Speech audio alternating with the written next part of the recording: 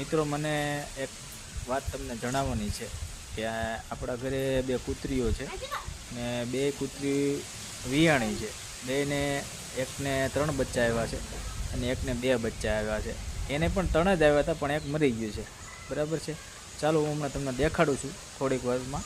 વિડીયોમાં આગળ બન્યા રહેજો.